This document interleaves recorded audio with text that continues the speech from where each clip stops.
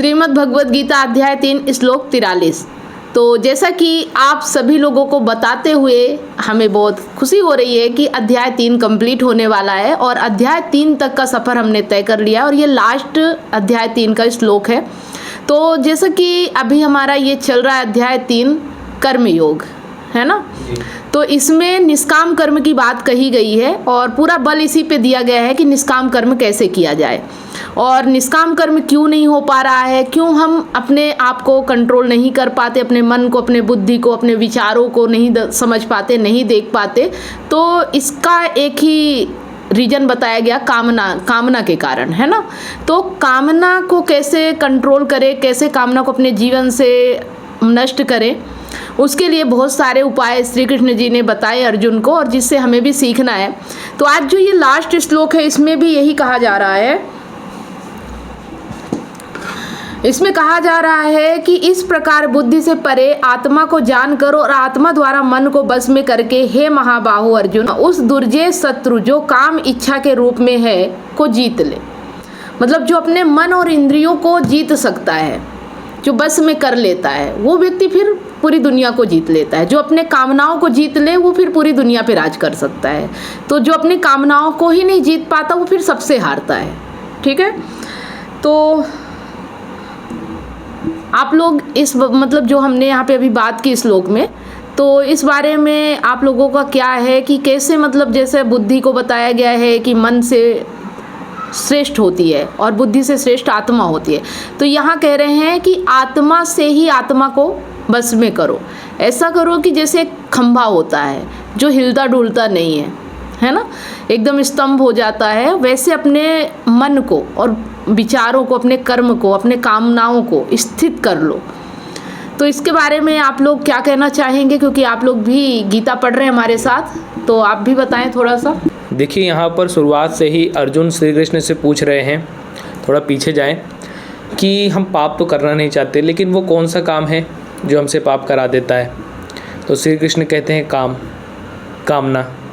कामना ही है जो हमसे पाप सारे करा देती है।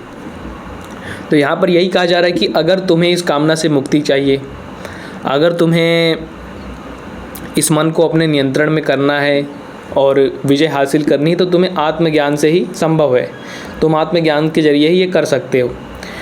तो ये बात बिल्कुल सही है, क्योंकि हमें ये जानना होगा कि जो दिक्कत है वो बाहर नहीं है, हमारे भीतर है। और इसका इलाज जो है वो भी हम भीतर ही से ही कर सकते हैं। अपनी कामनाओं को छोड़कर हम ये काम नहीं कर सकते। और मुझे लगता है कि इंसान जो बहुत दुखी रहता है, चिंतित रहता है, तो इसमें विचारों का भी योगदान है। जैसे बोला गया, बुद्धि में तरह तरह के विचार उठते हैं, भूत भविष्य के। तो अगर आप एक जानवर को देखें तो जानवर जो होता है उसके मन में मुझे नहीं लगता कोई विचार उठता होगा, बिल्कुल ना के बराबर उठते हैं, क्योंकि उसके पास कोई चेतना नहीं है, उसके पास इतनी बुद्धि नहीं है। तो प्रकृति जो उसे बताती है, प्रकृति के हिसाब से वो चलता है। जो उसका आप बोल सकते हैं कि जेनेटिक जो है, उसके अलावा वो कुछ नहीं करता। यानी वो कुछ विचार के नहीं करता कोई चीज़ कि मुझे कल ये करना है, परसों ये करना है। जो उसके इंस्टिक्ट में रहता है, मतलब अगर वो बच्चे देने वाला है तो घर बनाएगा। जैसे चिड़िया हो गई, बच्चे देने वाली होगी कि घोंसला बनाएगी।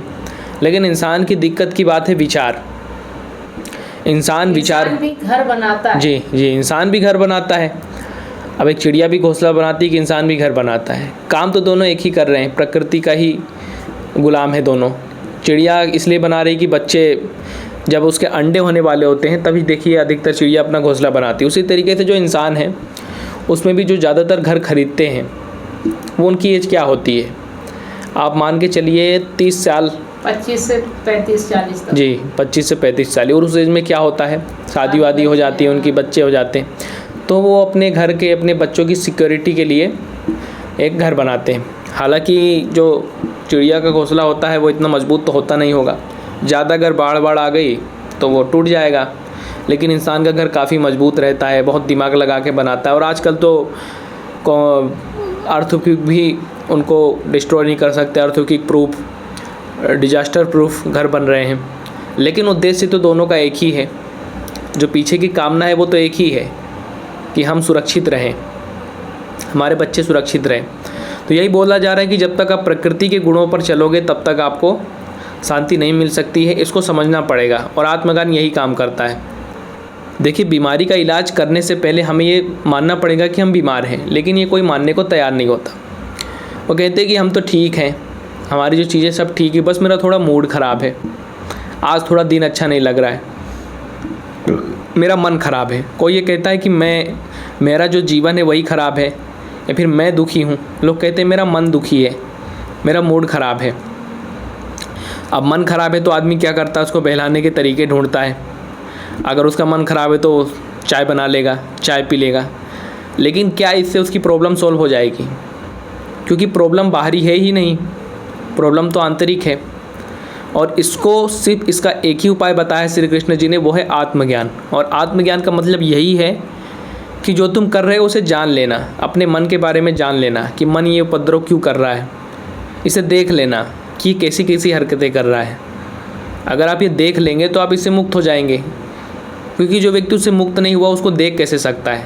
देख तो वही सकता है ना जो उससे मुक्त हो गया, जो दूर से देख रहा है, जो उसमें लिप्त ही है, वो उस चीज़ को कैसे देख सकता है? एक इंसान को अगर अपने मन पर विजय करना है, जैसे बोल रहा है मन पर विजय, जैसे श्री कृष्ण बोल रहे हैं इंद्रियों पर विजय हासिल करना है, मन पर विजय हासिल करना है, तो वो तभी हो सकता है जब व्यक्ति आत्मज्ञान यानी स्वयं का ज्ञान हो, उसे पता हो कि उसका मन कैसे कार्य करता है, उसकी कामना उसको कैसे भगा रही है। अब यही चीज़ हमको समझ में नहीं आती, जो अध्यात्म के रास्ते में नहीं आता, जो आध्यात्मिक नहीं, जो गीता को नहीं पढ़ता, वो कभी समझ ही नहीं पाता कि मेरा जो विचार उठ रहा है कामना से उठ रहा है कि कहाँ से उठ रहा है। जो आम आदमी है उसके जो जितने भी विचार उठते हैं सब कामना से ही उठते हैं, लेकिन वो ये जानता नहीं है, क्योंकि समाज ने उसको तो नैतिक ज्ञान दे दिया है कि ये सही है ये गलत है, इसलिए वो कभी देख नहीं पाता। लेकिन एक अगर आत्मज्ञानी ये देख ले कि मेरे सारे काम कामना से उठ रहे हैं, तो वो उसी वक्त वहाँ से मुक्त हो जाएगा, कामना उसकी धीरे धीरे छूटती चली जाएगी। तो मुझे यही लगता है कि आत्मज्ञान के अलावा कोई और चारा नहीं है। आप बाहर से कितने भी प्रयत्न कर लें, कितना भी पैसा कमा लें, कितना भी वो कर लें, वो बात अलग है, ज़रूरत के लिए चाहिए पैसा, मैं उसको मना नहीं करता, लेकिन पैसा आपको शांति नहीं दे सकता। शांति के लिए आपको आत्मज्ञान ही चाहिए। तो आप भी अपने विचार व्यक्त कर सकते हैं। श्री कृष्ण अर्जुन से बोलते हैं कि ये काम रूपी शत्रु को हटाओ। हर श्लोक में यही बोल रहे हैं, अध्याय 3 में शुरुआत से। वो डायरेक्ट भी बोल सकते हैं, जैसे अर्जुन ने सवाल किया था कि कौन है ये जो हमसे करवा रहा है, तो डायरेक्ट ही बोल सकते थे कि तुम्हारा अहंकार, जो तुम अपने आप को माने हुए हो अहम, वही करवा रहा है। लेकिन वो ये बोलते भी तो किससे बोलते हैं? खुद एक अहंकार से। मतलब अर्जुन जो उस समय बात कर रहे थे तो वो एक अहम, खुद ही एक अहम थे, तो उससे अगर बोलते कि अहम कर रहा है तो वो अहम अपने आप को अहम समझ ही नहीं पाता। तो उन्होंने ला दिया कि काम। अभी जो कामना है ये अहंकार के एकदम साथ साथ चलती है, कामना और अहंकार। तो श्री कृष्ण ने सोचा कि ठीक है, अहंकार ना बोल के अगर इसे कामना बोली जाए तो वो अहम जो है वो थोड़ा देखेगा, सुनेगा, समझेगा कि कामना अलग चीज़ होती है और मैं कुछ अलग चीज़ हूँ, है ना। तो इस श्लोक में भी, लास्ट जो श्लोक है इसमें भी कृष्ण जी यही बता रहे हैं कि बुद्धि जो होती है हमारी, उसको आत्मा मत समझना कभी भी, है ना। बुद्धि और आत्मा अलग अलग होती है। कोई है ना बुद्धि को ही आत्मा समझ लेते हैं कि हमारी बुद्धि से ही अगर हम अपने बुद्धि को कंट्रोल कर लें तो वो आत्मस्थ हो जाती है ना। लेकिन जो बुद्धि है वो प्रकृति के चलाए चल रही है। मतलब अगर सामान्य बुद्धि से कोई काम किया जाए तो वो वही काम होते हैं जो एक जानवर कर रहे हैं प्रकृति में। वो भी खाना ढूंढ के अपने पेट के लिए खाना ढूंढते हैं, और इंसान भी अपने पेट के लिए लगा हुआ है रात दिन मेहनत करने में, पैसे कमाने में, है ना। और जानवर भी सोते हैं, खाते हैं और अपने लिए घर बनाते हैं, अपने छुपने के लिए, अगर उन्हें खतरा महसूस होता है तो छुपने के लिए जगह करते हैं, है ना। तो वही सब इंसान भी अपने बुद्धि के द्वारा करता है, जो सामान्य बुद्धि वाला इंसान होता है। लेकिन जिसकी बुद्धि आत्मस्थ हो जाती है, जो आत्मा को अलग कर लेता है, बुद्धि को अलग समझता है, आत्मा को अलग समझता है, वो थोड़ा बहुत उस कामना पर कंट्रोल पा सकता है। क्योंकि तो बस श्री कृष्ण जी इस श्लोक में भी यही बता रहे हैं कि जो भी सामान्य बुद्धि से किया गया कर्म है वो सब पाप रूपी कर्म होता है। है ना। जितने भी कर्म कामना के द्वारा किए जा रहे हैं वो सब पाप रूपी कर्म है। लेकिन जितने भी कर्म आत्मस्थ होके ये आत्मा के द्वारा किए जा रहे हैं। और आत्मा क्या है, सिंपल आत्मज्ञान जो होता है, मतलब कर्म के पीछे का जो विज्ञान है उसे जान लेना आत्मज्ञान हो जाता है ना। कि ये जो मैं कर रहा हूँ ये क्या मेरे लिए श्रेष्ठ है, मेरे को ज़रूरी है, क्या ये मेरे लिए शुभ है। तो वो कर्म अगर करते हैं तो वो ठीक है आत्मज्ञान से। और अगर कहीं भी 1% भी लगता है कि जो मैं कर्म कर रहा हूँ वो मैं अपने कामना के अधीन होकर कर रहा हूँ, अपने बुद्धि से कर रहा हूँ, जो कि मेरी सामान्य बुद्धि है उससे कर रहा हूँ बिना आत्मज्ञान लिए, तो फिर वो कर्म पाप रूपी कर्म के बराबर बताए गए हैं। और इसीलिए कृष्ण जी इस श्लोक में भी बोलते हैं कि जो कामना रूपी शत्रु है, उन्होंने कामना को एक शत्रु रूपी बताया है। इंसान का शत्रु है कामना, है ना। उसको अपने आत्मा से जीतो और उसमें जो तुम्हारी बुद्धि लग रही है सामान्य बुद्धि, उसे हटा करके आत्मज्ञान से उस काम रूपी शत्रु को जीत लो। बस यही उनका कहने का इस श्लोक में अर्थ है। तो जैसा कि हमने अभी यहाँ पे जाना और समझा, श्री कृष्ण भी अर्जुन से कह रहे हैं कि जो ये इच्छाएं होती है, जो काम होता है ना, ये मनुष्य का सबसे बड़ा शत्रु होता है। इन्हें जीतने के लिए व्यक्ति को अपनी बुद्धि और आत्मा से अपने मन और इंद्रियों को नियंत्रित करना चाहिए। जब कोई व्यक्ति अपनी आत्मा की शक्ति को समझकर अपनी इच्छाओं पर विजय प्राप्त करता है, तभी वह वास्तविक शांति और मुक्ति को प्राप्त कर सकता है। तो यहाँ पे हमें समझना है कि आत्मा का मतलब है आत्मज्ञान से अहम को शांत करो। मन तो अपने आप ही ठीक हो जाएगा। जैसे लोग बोलते हैं कि मन खराब है, तो मन तो अहम की छाया है। अगर अहम ठीक हो गया तो मन अपने आप ही ठीक हो जाएगा। तो हमें फोकस कहाँ करना है? अहम में। आत्मज्ञान से अहम को शांत करना है। और आत्मज्ञान का मतलब ही है कि ये समझ जाना कि अहंकार सिर्फ झूठा है, उसका कोई अस्तित्व नहीं है। और जब आप ये समझ जाते हैं तो अहंकार अपने आप मिट जाता है, अहंकार आत्मस्थ हो जाता है। अब ये भी सवाल आएगा कि अहम को जाने कैसे? तो अहम को जानने का सबसे बेस्ट तरीका है उसकी गति। एक बदलाव जो एक बदलाव से दूसरे बदलाव तक अलग अलग होता है। आत्मा को नहीं जाना जा सकता क्योंकि आत्मा अचल है, अमर है, अविनाशी है, जिसका स्वरूप पूरा है। ये पूरा आत्मा ही है। पूरी प्रकृति, पूरा संसार, ब्रह्मांड कहे तो आत्मा ही है। इसे ऐसे नहीं जाना जा सकता। तो हम अहम को जानते हैं उसकी गति से, क्योंकि अहम अधूरा है, अपूर्ण है, तो गति तो करेगा अपने आप को पूरा करने के लिए। अब अहम गति कैसे करता है? एक तो मन के तल पे और एक शरीर के तल पे। जो सूक्ष्म गति होती है वो विचार कहलाती है, जिसे पकड़ पाना इतना आसान नहीं होता। लेकिन जो स्थूल गति होती है उसे पकड़ पाना आसान होता है, जो कि हमारी शारीरिक प्रक्रिया होती है, जो हम शरीर के माध्यम से गति करते हैं। शरीर को देखना आसान होता है, मन को देखना मुश्किल होता है। अगर किसी व्यक्ति से कहा जाए कि तुम यहाँ बैठ के मेरी बातें सुनो, अगर वो व्यक्ति कहता है कि मेरी आंखें बंद है लेकिन मैं मन से आपको सुन रहा हूँ, तो इसका कोई प्रमाण नहीं है कि वो मन से सुन रहा है। लेकिन कैमरे में ये देखा जा सकता है कि वो उस व्यक्ति की आंखें बंद है। तो पहले शरीर को ठीक करो।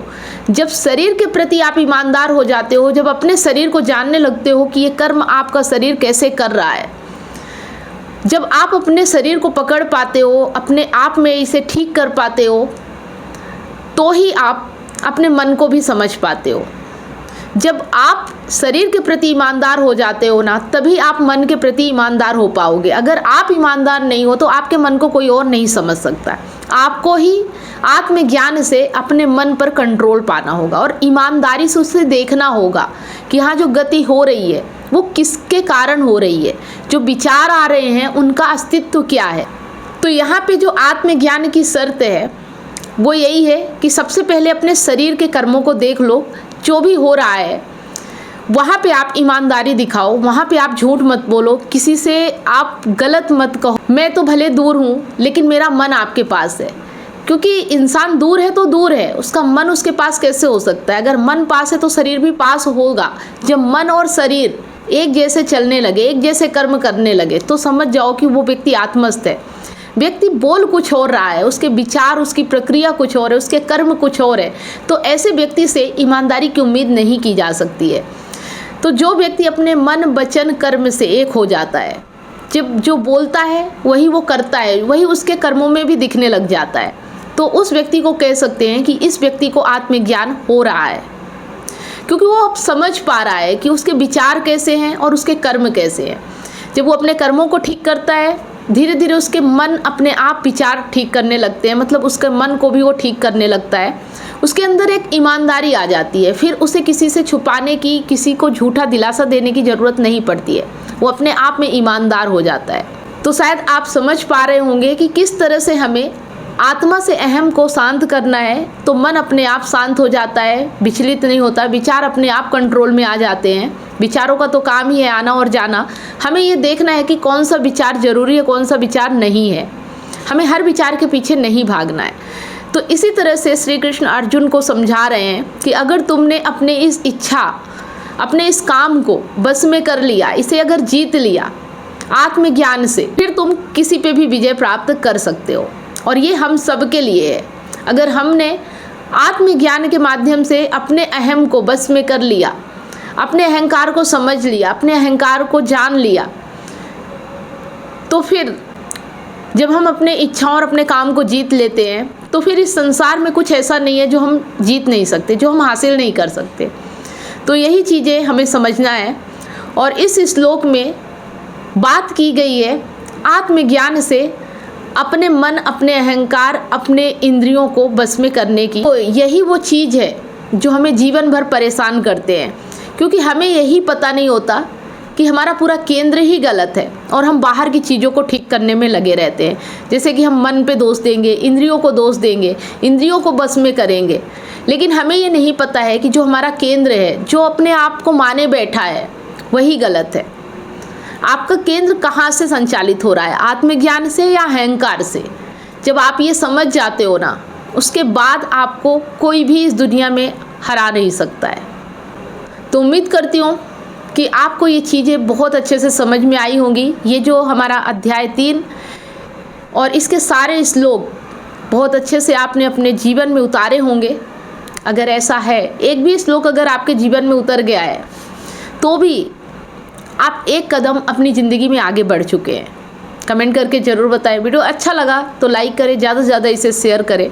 मिलते हैं नेक्स्ट वीडियो में नेक्स्ट अध्याय के साथ। तब तक आप सभी लोगों को बहुत बहुत धन्यवाद।